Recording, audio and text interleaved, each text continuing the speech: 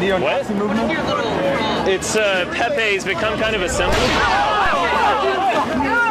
Немцы дают парусу деньги, парус через Рейн.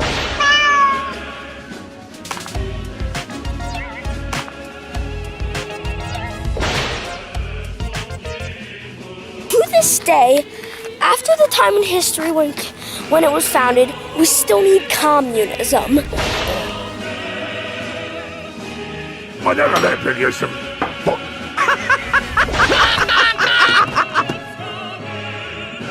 gentle laborer shall no longer suffer from the noxious greed of Mr. Krabs. Said if you could go back in time and kill baby Hitler, would you? I need to know. Hell yeah, I would.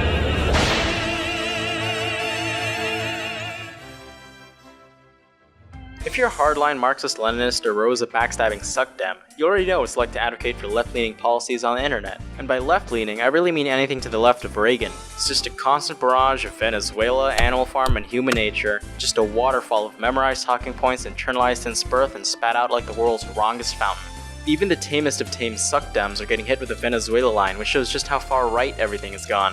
If you're one of those people who instinctively reject any idea of socialism or communism and just yell some overused line to debunk it without engaging in a discussion, you're probably not gonna like this video. I don't even really know what you're doing here, just go write that con about helicopters and how Vladimir Stalin killed 100 trillion people. There is a specific type of person I'm trying to reach, however. It's the type of person that understands that capitalism is flawed, but can't bring themselves to support communism or socialism simply because they've been indoctrinated since birth with the holy lines. But what about human nature, though? The biggest obstacle to being leftist is dealing with all these gotcha marks, but once you take a step back from the flood of Vuvuzuela, you'll realize that all of them don't make much sense. The problem is that a lot of people simply haven't heard responses to all these anti-communist arguments, which is why I'm going to do the world a favor by debunking all of them, and hopefully none of us will ever have to deal with these arguments again. Oh, who am I kidding?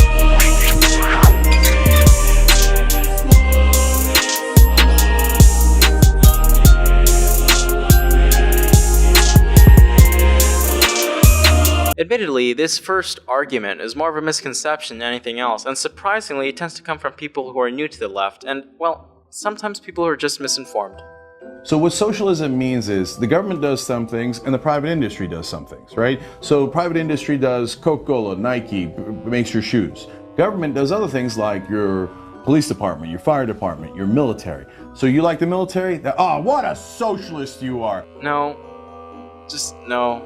Basically, the argument goes that socialism is whenever the government does anything, so everything related to the government is socialist. Following this logic, libraries, welfare, fire departments, garbage removal, streetlights, policemen, the military, the CIA, FBI, and prisons are all socialist. Hopefully everyone can agree libraries are good, but grouping these things with the military, police, and prisons is ridiculous. The police is the same institution that shoots unarmed black men, incarcerates a massive amount of the population, and gets away with murder. This type of talk comes from people who want to normalize socialism to normies by showing them that, technically, the United States already has socialism. And while I agree that normalizing socialism is good, at the same time, it's not good to basically deprive it of all meaning. So, what is socialism? Well, it's common ownership of the means of production, distribution, and exchange. Related to that is communism, which is a stateless, classless, and moneyless society with common ownership of the means of production. But wait, wasn't the Soviet Union and all those other places communist? How could they be when there was still a state? Well, they were run by communist parties, so they are in the sense that they were trying to achieve it, but strictly speaking, they hadn't achieved a communist society. That's enough definition squabbling. For the sake of streamlining the video, I'll just call any country that advertises itself as communist or socialist as a communist or socialist country, even if it's a bit of an oxymoron considering the definition. So please don't flame me in the comments, this is supposed to be an introductory video, and that you'll already type in. The image that comes to most people's mind when the communists or socialists talk about wanting more equality is that of a bland, boring dystopia where everyone is forced to be equal. Communism would essentially force everyone to become part of a hive mind, or at least that's how the general idea goes. However, the idea that more equality means suppressing the talented elite to the common level of the masses is just wrong. When communists say we want more equality, they mean freeing the masses so they can unleash their suppressed talents. After the October Revolution, there was a flourishing of art, culture, and creativity. The Futurist movement, legalization of divorce for women, and the growth of cinema were exciting developments compared to the Tsar's regime over the masses of people. It turns out liberating millions of people from the clutches of capital creates an exciting artistic society, not one where everyone is forced to be a hive mind and conform to some incorrect abstract idea of equality. Meanwhile, in capitalism, schools prepare students for a lifetime of work, while workers have to become mindless Jones in jobs that a majority of them hate. Any sort of excitement or interest is usually reserved for the rich and powerful, while the rest of us go on with their boring lives. People worse off have to deal with the growing ecological disasters that are literally killing them and destroying their homes, while the rich profit off ignoring any sort of sustainable solution. Maybe all this talk about a communist dystopia is really just an example of capitalism projecting itself?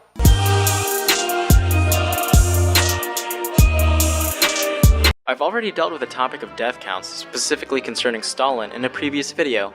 Needless to say, when scholars looked at actual archival evidence released from the Soviet Union, they found that death counts were actually much lower than what was previously estimated. The paper, Victims of the Soviet Penal System in the Pre-War Years, found that many of the previous estimates of historians were based on guesses, rumors, or extrapolations from isolated local observations. I'm not going to go into too much detail because I covered in the full video, but the point is, the death count of communism, which includes Stalin, tend to be overblown and exaggerated to gain more attention. A lot of the 100 million stuff comes from the Big Black Book of Communism, which was deliberately bloated to come to a nice round number. Methodology for these things is also highly suspect, as sometimes they can go as far as counting someone who stubbed their toe in a communist country another victim.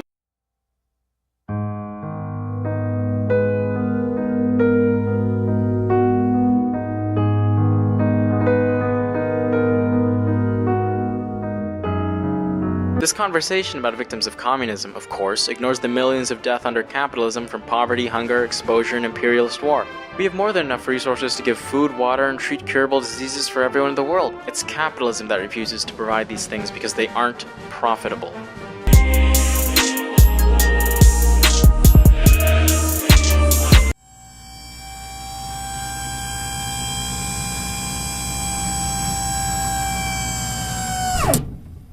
Excuse me, sir, but I read this one fictional book about a farm and anthropomorphic furries, and it shows that revolution will always fail.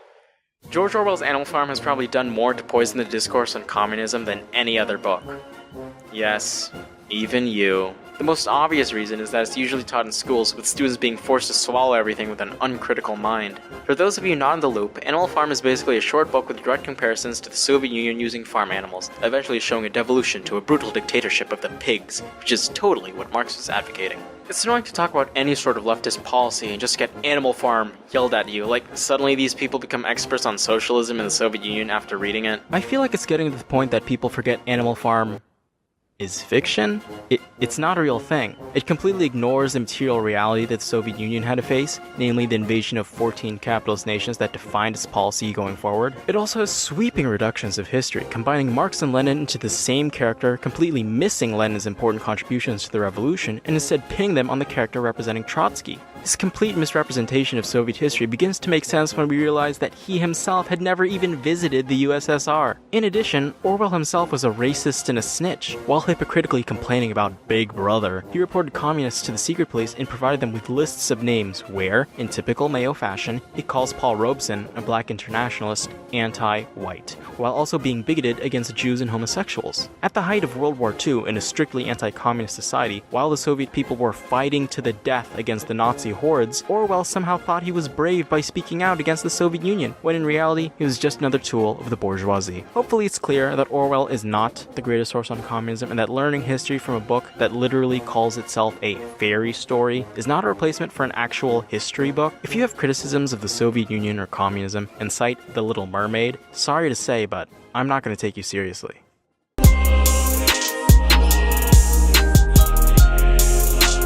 The fact that communist countries had famines is mocked again and again, but it ignores the fact that after these famines, countries like the Soviet Union and China accomplished food security for the rest of their existence. A study called Economic Development, Political Economic System and Physical Quality of Life compares socialist and capitalist countries based on different levels of development, looking at the physical quality of life of both. Data for the study was taken from the World Development Report of the World Bank. Shockingly, it found the daily per capita calorie supply was actually higher in socialist countries than those of capitalist ones. Contrary to the much proclaimed no food, the average socialist citizen was receiving more food than their capitalist counterparts. By the way, the same publication also shows that not only did socialist countries have a higher calorie supply, they also had lower child death rates, higher life expectancy, population per physician, population per nursing person, adult literacy, and secondary education. In fact, the Physical Quality of Life Index, which is a composite and derived measure, shows just how superior socialist countries are to capitalist countries in terms of quality of life. The discussion section of the study goes on to say, historically there is some evidence that the discrepancies between capitalist and socialist socialist nations have reflected varying social policies. All the socialist countries have initiated major public health efforts. These initiatives have aimed toward improved sanitation, immunization, maternal and child care, nutrition, and housing. In every case, the socialist countries have also reorganized their healthcare systems to create national health services based on the principle of universal entitlement to care. These policies have led to greater accessibility of preventative and curative services for previously deprived groups. Expanded educational opportunities also has been a major priority of the socialist nations, as publicly subsidized education has become more widely available. Literacy campaigns in these countries have brought educational benefits to sectors of the population who earlier had not gone to school.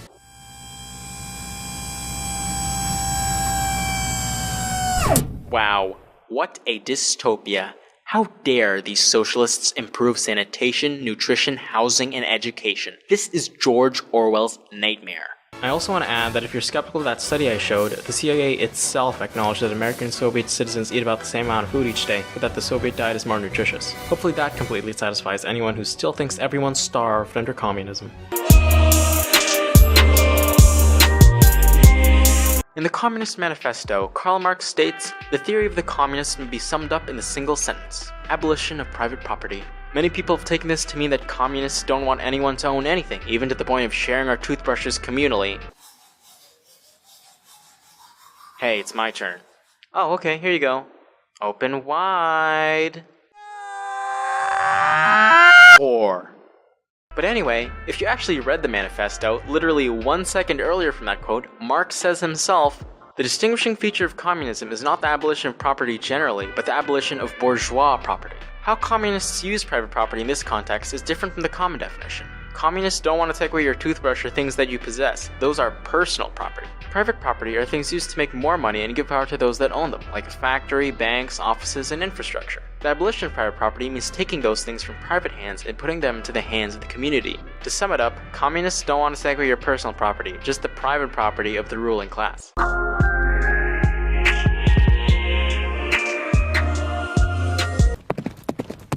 But under communism, wouldn't a janitor be paid the same as a doctor? Doesn't that discourage innovation? Just like every single argument against communism, this one completely misunderstands what it is. What the question misunderstands is that socialism, which was probably what was meant, doesn't mean everyone is paid the same, just that everyone has common ownership of the means of production. And as I'll cover in the next section, there are more things than just money that incentivize humans. As for innovation, just ask yourself which country went to space first. Which country industrialized at a rapid pace, turning from a backward semi-feudal country to a world superpower? If you're looking for innovation in socialist countries, there's plenty there. Historical examples of socialism, like the Soviet Union, have provided free healthcare, education, subsidized housing that foster an environment for learning. On the other hand, capitalism gives you extortionate prices for healthcare, thousands of dollars in student loan debt, and rent payments to your parasitic landlord. Imagine how many possible scientists or visionaries have died before they could achieve anything because they were unlucky enough to be born in a poor family under capitalism. If it conflicts with profits, capitalism also often ignores and discourages science, like in the case of oil companies denying climate change. Any innovation that does take place is usually for the benefit of the capitalists, not us. Ask yourself why, when a new machine or program that can replace workers gets created, workers get laid off. The answer is that capitalists are calling the shots and want to cut costs to make sure that they can make as much profit as possible. Under socialism, where there's common ownership of the means of production, this type of innovation wouldn't result in layoffs, but rather pay raises and less working hours. Why would the workers fire themselves? And I used to say this all the time when people, back when Russia was the Union of Soviet Socialist Republics. And they'd say, "Oh, but aren't you so glad that you're in America?" I said, "Well, I know a lot of Russian filmmakers. They have a lot more freedom than I have. All they have to do is be careful about criticizing the government. Otherwise, they can do anything they want." And so what do you have to do? You have to adhere to a very narrow line of commercialism.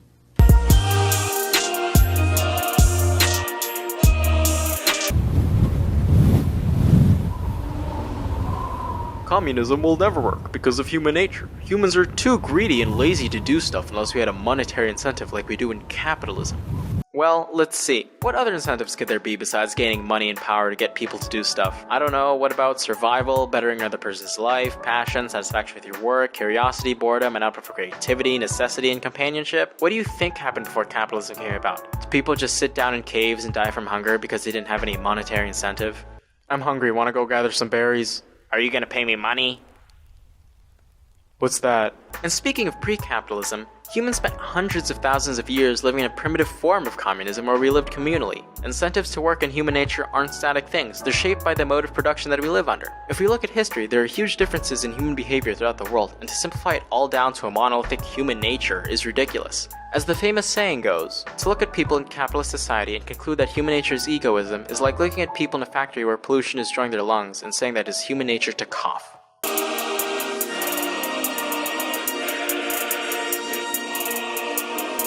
Interestingly, since it's difficult to attack the basic ideas of socialism and communism, like economic democracy and work empowerment, anti-communists have to find another way of shutting these ideas down. You know what I'm talking about. If you like socialism so much, why don't you move to North Korea? Or, if you're a socialist, why do you own an iPhone and a Karl Marx body pillow? Hey, insult me, but leave him out of it. Don't worry, Carl, the bullies are gone. So these arguments about socialist hypocrisy almost always never bother to address the actual ideas of socialism and serve only to attack the person talking. It's a slimy tactic that doesn't actually mean anything. The train of thought goes as follows. Socialists are against capitalism. iPhones are made in capitalism. And then their galaxy-sized brain combines these two ideas to synthesize that therefore socialists are hypocrites. The problem is that using this logic, you literally can't criticize any system at all because you're a hypocrite for living in it. I don't think I like living in a slave society very much. Haha, but you're eating food your masters gave you. I don't think I like living under feudalism very much. Haha, but you're using tools made out of feudalism. I don't think I like living under capitalism very much. Haha, but your phone and computer were made under capitalism. No matter how you spend your money under capitalism, someone is going to get exploited. That's what the "there is no ethical consumption under capitalism" meme means. Because no matter what, your consumption will always be unethical in some way. What these anti-communists are really saying is that if you're a socialist and own anything, you're a hypocrite. Which is such a good way to shut down discussion. The only way to satisfy these people is if you live in a makeshift hut in the woods, but even then they would complain that you're breathing air in a capitalist society. Not to mention that capitalism doesn't make anything. Labor does. Capitalism and socialism only determine who has control over the means of production and gets paid. As for the other argument, if you like socialism so much, why don't you move to insert vaguely socialist country here? My response is, if you like capitalism so much, why don't you move to the slums of capitalist Brazil? Hypocrite. A common argument against the far left is that, if you think about it, the far left is actually as bad as the far right. I mean, one side advocates social justice and economic equality, while the other side advocates for ethnostates and the subjugation of races of people. Jokes aside, there's an unironic strain of people who believe in horseshoe theory, that the far left is just as bad as the far right because both use violence and stuff. Such compelling evidence. Of course, horseshoe theory completely ignores any sort of deep analysis of communism or fascism. But what about the Nazi Party? Nazi stands for National Socialism, so doesn't that mean they were the same as communists? Yes, that's true, but both the German Nazis and Italian fascists purposely made sure to appear leftist to appeal to the people and muddy the waters. Apparently, they did a good job because centrists are still falling for it to this day. If we look at fascism itself, we can see that it's actually closer to capitalism than it is to communism. Fascism began when capitalists needed to revitalize profits, but were stopped by those pesky unions. So capitalists funded fascism in Italy and Germany, and once in power, those same fascists suppressed communist parties, labor unions, lowered taxes on the rich, outlawed strikes, privatized state-owned companies, and generally supported business. The word privatization was literally coined to describe fascist policies. To argue that fascism is left-wing or the same as communism would be to ignore who supported fascism and what fascism did. In reality, instead of a horseshoe, I would argue that ideology is more of a fishhook, with the far right sharing more in common with the centrists, who are ready to support fascism as soon as profit levels drop.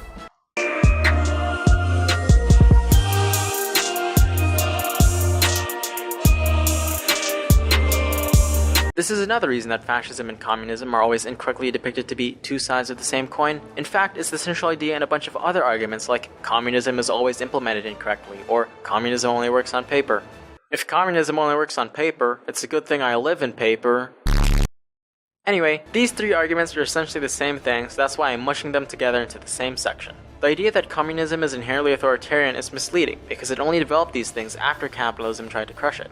In 1918-20, 14 capitalist nations invaded Soviet Russia to overthrow the communists, with the years of this civil war intensifying the Bolshevik siege mentality. The same pattern of imperialist capitalist powers invading to protect capital can be seen in other countries that try to move beyond capitalism. The Spartacist uprising in Germany was suppressed by the Suckdems with fascist paramilitary forces in 1919. Catalonia was crushed by fascists in the Spanish Civil War in 1939. Cuba in 1961 suffered from an invasion and afterwards decades of terrorism from the US. Chile in 1973, Nicaragua in 1986, the Vietnam and Korean Wars, and so much more. As we can see, capitalism will stop at nothing, even going as far as supporting fascism if it means stopping communism from threatening the flow of capital. The reality is that revolutionary countries are not going to be allowed to develop a socialism that is unhindered. Instead, what we see is a sort of siege socialism, with authoritarian measures being adopted just to fight back the onslaught of the West. In the whole context, we can see that the totalitarianism of communism is not a natural development, but an unnatural one caused by the constant barrage of capitalist terrorism. So when communist states fail to defend themselves from capitalist massacres and genocides, then capitalists laugh and pin the blame on communism's inherent weakness. But when communist states do defend themselves, when they implement strict security measures to protect their people from capitalist death squads, then the capitalists run decrying the commies for being power-hungry monsters who were just authoritarian seeking to seize state power all along. So if communism is bad and weak when it fails to defend itself, but is also bad and authoritarian when it does defend itself, then when would communism ever not be depicted to be villainous? The answer is never, because no matter what communist states do, it's always spun to be bad. This is not an argument. It's a dogma.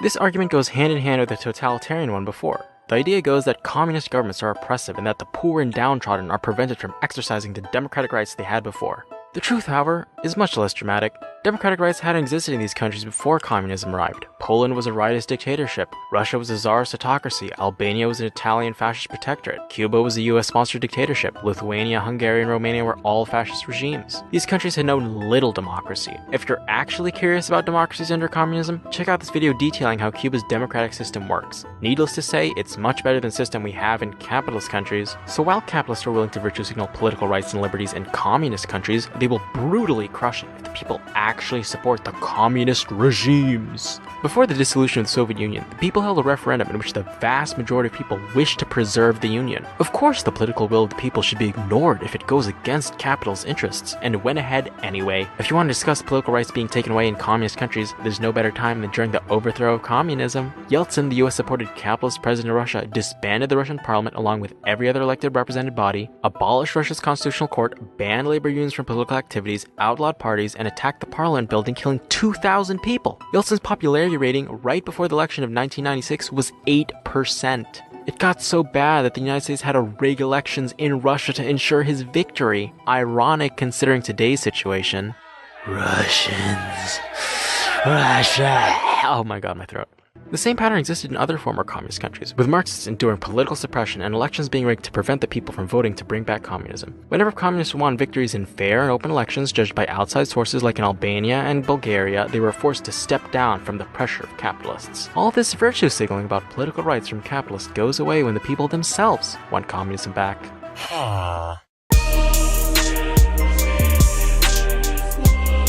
Wow, look at that. Breadlines for the hungry people under communism. How shameful. This is obviously proof that communism doesn't— Wait a second. These are pictures from the Great Depression, a failure stemming from capitalism, not communism. Although it's a common stereotype that communists are bad with economics, it's often because they get the short end of the stick. Many countries were faced with decades of maldevelopment and exploitation when communism arrived. The devastation of war meant widespread poverty and misery in Eastern Europe, China, and Russia. Communism rebuilt these countries from the bottom up, leaving them in much better shape than when they found them. In contrast to communists building up formerly destroyed nations, capitalism destroyed the economies of former communist nations. When capitalism arrived in these countries, real income shrank around 30 to 40%, rent and real estate prices soared, inflation increased, consumer spending decreased by 38% in Russia, poverty and homelessness was commonplace, death rates from suicide, illness, and infant mortality increased, security for workers became essentially non-existent, and unemployment rates went as high as 30%. Keep in mind that before capitalism arrived, communist countries had full employment, free healthcare, widespread literacy and education, along with strong worker benefits. Of course, capitalists will say, the transition to capitalism and free markets will obviously have a period of hardship, but it's only temporary until economic prosperity magically appears. But guess what? They've been saying it for decades, left at the store to go get cigarettes, and haven't come back since. It only takes a quick look at Latin America to prove that something's up. As an afterthought, it's funny how capitalist apologists will laugh at breadlines in communism, but ignore the fact that there are already breadlines under capitalism. It's called the grocery store, and you actually have to pay for the bread, and those who can't afford it just starve to death. Those commies sure are oppressive by handing out free food, huh?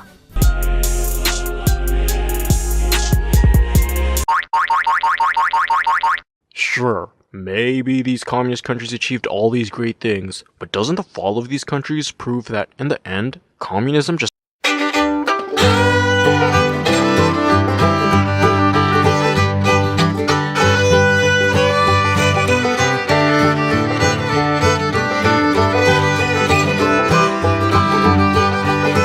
communism in the Soviet Union and Eastern Europe was a triumph for capitalism, but that happened over a quarter of a century ago. Let's see what's happened since. Since the collapse of communism, the United States and capitalist powers have attacked and even outright invaded various countries like Iraq, Yugoslavia, Afghanistan, Iraq again, Libya, and the smaller interventions in between. The social democracy in Scandinavia you all love? The main reason it's so strong is because communism was literally around the corner. Without communism to blunt the edges of capital, capitalists have been free to exploit workers and are continually rolling back rights. Saying the fall of communism proves it doesn't work ignores the fact that communism did work. It provided essential services like healthcare, education for free, full employment, rough income inequality, and inexpensive housing with a reliably growing economy. Compared to the instability of capitalism, communism worked far better. The only reason communism in the Soviet Union collapsed is the West's efforts to bring it down, the strains of the Cold War with the punishing amount of its GDP spent on military, the cost of being an anchor to other socialist countries and movements, Gorbachev's awful policy failures, and a coup d'etat led by Pizza Hut.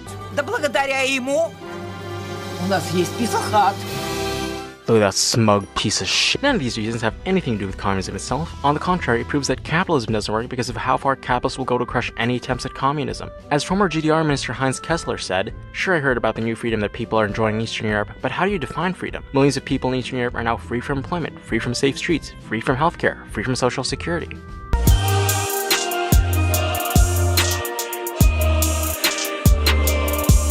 Modern-day communists are often stereotyped as lazy, good-for-nothing, white college students who want nothing to do with their lives. Of course, this is all nonsense. Communists can come from any and all backgrounds, and are usually from the most marginalized groups. And if we actually look at what people who live under communism think, we can see that a majority of them actually want communism back. As I mentioned earlier, a majority of Russians actually wanted to preserve the Soviet Union in a referendum held before the switch to capitalism. In fact, now a majority of Russians actually prefer the return to socialism and the Soviet Union after all this time. Nostalgia for the Soviet Union is strong among the older generation here. They say that 2 decades of capitalism in this declining town have spawned rampant corruption and a lawlessness that didn't exist before. Такая атмосфера сегодня я чувствую в России. Потому что во многих городах уже поставили, мы отстали в этом вопросе. Многие не понимают, о чем говорят. Надо почитать нормальные книги, нормальную историю узнать, хорошо знать ее.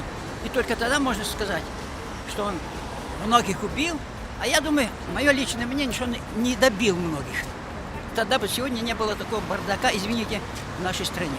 Just a note to add, these clips didn't come from a communist propaganda outlet, it came from Radio Free Europe, which is an anti-communist, American-funded organization. One comment said it best. Why are you playing yourself like this? You're supposed to be an imperialist propaganda outlet, lol. Anyway, back to the video.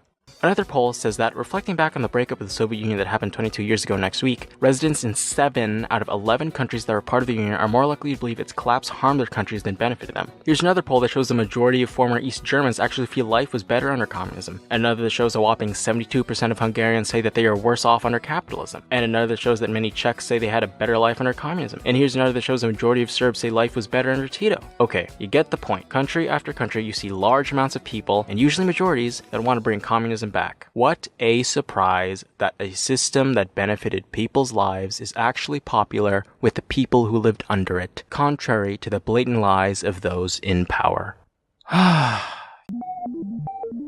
Beep boop. Apathy detected. Initiating speed round debunking.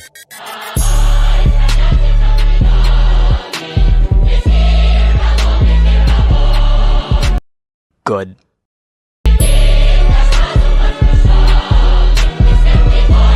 Yes, you there. What is survivorship bias?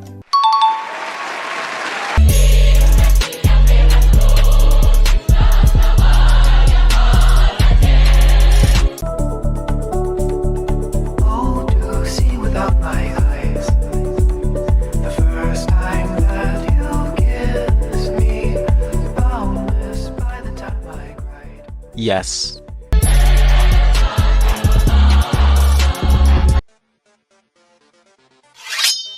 You foolish commie. Have you ever considered Vuvuzuela?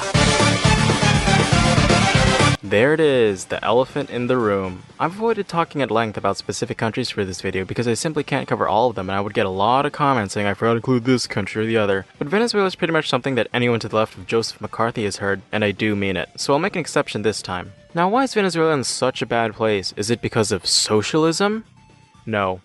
Venezuela funds public programs by relying on the money it makes on oil. When the price of oil collapsed, that meant a lot of its funds for these things did as well. So the root cause of Venezuela's financial struggles has to do with the sudden collapse of oil prices, a staple of capitalist markets, not socialism. Not to mention that US sanctions are wielded horrifically to cripple the economy and starve the people, and that corporations are hoarding and hiding food from the people Kulak style. Chaos, hunger, and strife is inevitable when you're the target of American imperialism. And despite this economic chaos, the people of Venezuela still support the Bolivarian Revolution, Chavez, and the democratically elected Maduro over the US-backed attempted coup. In fact, they probably support it more now because the US is starving and attacking them. The problem is that with Venezuela being America's #1 target right now, the corporate media is working overtime to try and print a lot of misinformation. Like, for example, when a news story broke out about Venezuelans burning aid, it was immediately called out as fake by people with a strange ability called critical thinking. It wasn't until weeks later that the failing New York Times finally published a piece revealing that, yes, the footage probably wasn't real. But Maduro's still a dictator, guys. Please listen to us. What I'm saying is, with Venezuela being the target of American imperialism, don't believe everything you read on the news. Like, come on guys, we've been through Iraq and we all know how that ended. Hopefully you can all see why the US is so interested in Venezuela.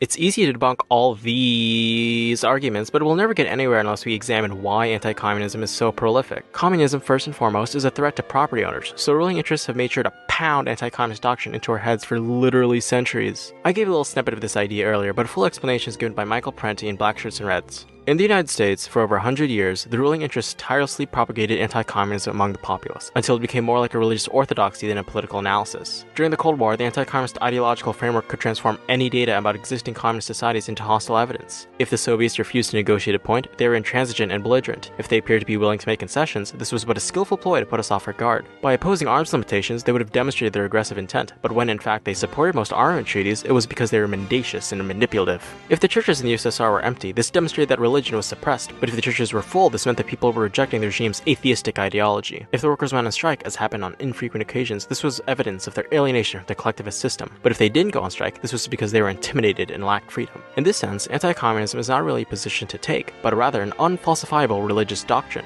And as we know, anything that can't be proven false isn't scientific.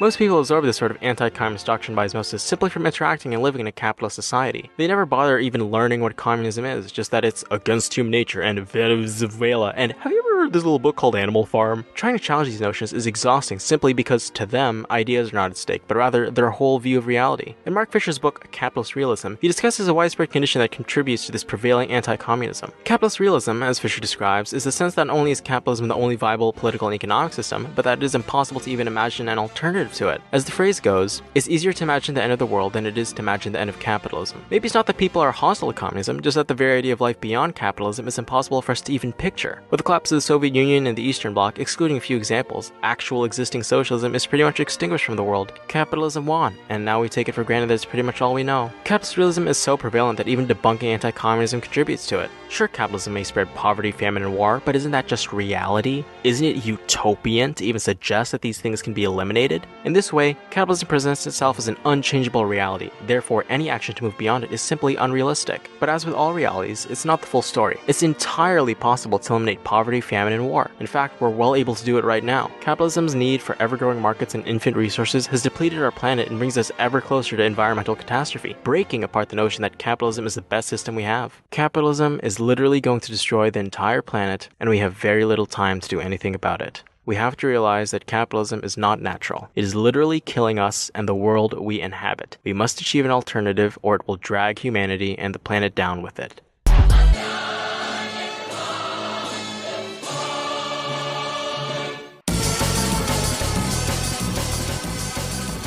You foolish mortal! This video is the epitome of whataboutism, strawman fallacies, and ad hominem attacks. We live in a society, Venezuela, influence, animal farm, human nature. Wait a second. Hey, no, don't touch me! Porky! I knew it was you all along! And I could have gone away with it too if it weren't for you meddling commies. Take him away, NKVD. Thank you, sir, and please be on the lookout for any more counter-revolutionary activity. I often get told in the comment section of videos that I'm biased and stuck in my own bubble. And let me just say that you're right. But the thing about bias is that it doesn't really mean anything because everyone skews everything to their own perspective. The only difference between me and everyone else is that I'm willing to admit it. Look at it this way. How many times have you heard the claims that communism killed 100 million people, or communism always leads to dictatorship? How many times have you ever complained to this anti-communist speaker that they were being biased against communism? If your answer to the second question was 0, then what you're really mad about isn't that I'm biased, but that I'm presenting inconvenient information that goes against your worldview. Too often, skepticism is weaponized against one side without actually applying it to the other as well. I'm not asking you to accept everything I've argued without doubt, I'm just asking you to apply that same doubt to yourself and what you think you know as well. Anyway, I know you hardcore leftists in the comments will be telling me that this video reeks of liberalism and it's naive to believe that arguments, debates, and facts can win people over in this post-Trump world. And that's actually a pretty good point. I had that exact thought while I was making this video. I mean, as I explained earlier, the proliferation of anti-communist sentiment is ingrained in us and it's almost impossible to imagine a future beyond capitalism. But maybe it's the little lib inside of me that believes that people aren't just global loudspeakers of capital. I mean, before I became the plucky communist I am now, I was just another person spouting off these exact anti-communist talking points. It wasn't until I stopped and listened to real communists that my mind slowly started changing. As for this video, I'm reminded of a line Lenin wrote after years of working on the development of capitalism in Russia. If the writer of these lines has succeeded in providing some material for clarifying these problems, he shall regard his labors as not having been fruitless. Wow, quoting Lenin, how pretentious. It's good to be back. Obviously, I probably didn't debunk every argument against communism, but I did debunk all the common ones I heard. If you have any arguments I didn't address, feel free to comment. I might make a part 2 if there's enough material. Really, the big reason I made this video was because I was tired of making the same exact arguments over and over and over again, and I wanted a sort of master video that debunked all this stuff in one place. So if you're arguing with some anti-communists and they make one or many of the points here, feel free to link this video. And if you're one of those anti-communists who were brought here, hey, stick around for a little bit and I'll recommend some stuff to learn more about communism. As I said before, one of the biggest reasons I became a communist is because I talked and listened to real communists rather than the strawman communists we're told about. So if you have any further questions, feel free to put them in the comments. There are also dedicated subreddits to this type of thing, so if you really want to engage with communists, check out R Communism 101 or R Debate Communism. In addition, if you want to learn more about communism, there are good resources out there. Red Menace and Marx Madness are great podcasts for learning communist theory. Rev Left Radio is also good for learning about miscellaneous communist things. In fact, they have their own version where they debunk anti-communist myths. As well, there are a multitude of people on YouTube who have done a much better job debunking specific arguments, such as Hakim, Halim Al-Ra, Azure Scapegoat, and Thought Slime just off the top of my head. I also have a playlist with some great documentaries and parenti talks that provide a wealth of information. Finally, of course, if you want to learn about communism, nothing can actually replace reading theory yourself. As for the future of this channel, I'm not planning on stopping anytime soon. I'm planning to focus more on theory, and I have a series of videos in mind. I've apologized in every video now about my upload schedule, and at this point it's probably not going to get any better. Still, I'm really sorry that this one is late by 2 years. 2 years is a lot of time, and I've grown up a lot since I first started making videos. Honestly, just follow my Twitter if you want updates in the long stretches between videos. I also now have a second channel to post memes, extra content, and other things during these breaks. I created an Instagram as well for any communist theory and book reviews I make. As the end of this video, it's a good time to talk about the current events that are going on, namely the numerous uprisings occurring around the United States. It should go without saying to please materially, monetarily, and physically support these protests in any form. I've already donated as much as I can on my part, and there will be links to donate pinned in the comments. Class warfare and the struggle against national oppression will always be staunchly supported on my end. Finally, more importantly than ever, no war but the class war.